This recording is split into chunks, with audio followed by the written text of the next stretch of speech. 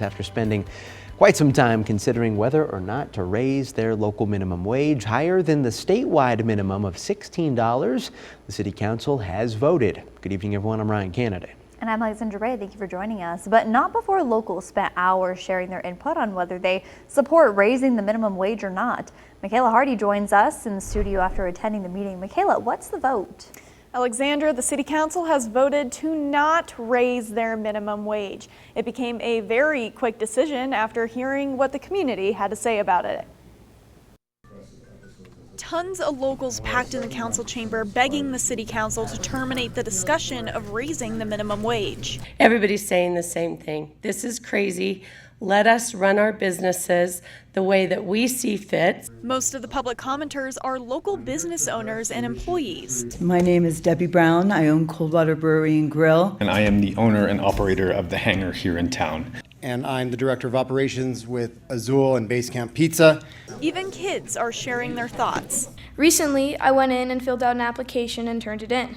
Unfortunately, if minimum wage is increased, I may not be employed because it will be too costly.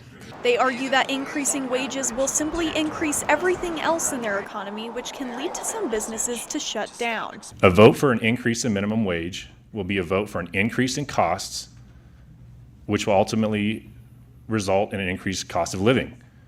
Others shared that raising wages could cause businesses to get rid of benefits and bonuses. And most businesses that depend on minimum wage say they typically hire students and other community members that are being introduced into the workforce. These employees on average intend to work with us until they graduate and or move out of the area.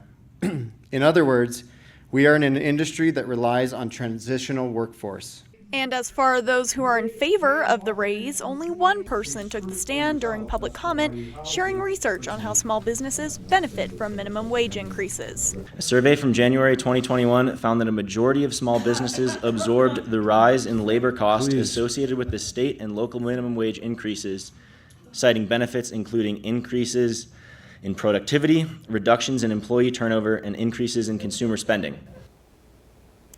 Since the council has voted against raising the minimum, the city of South Lake Tahoe will continue going by the statewide minimum of $16.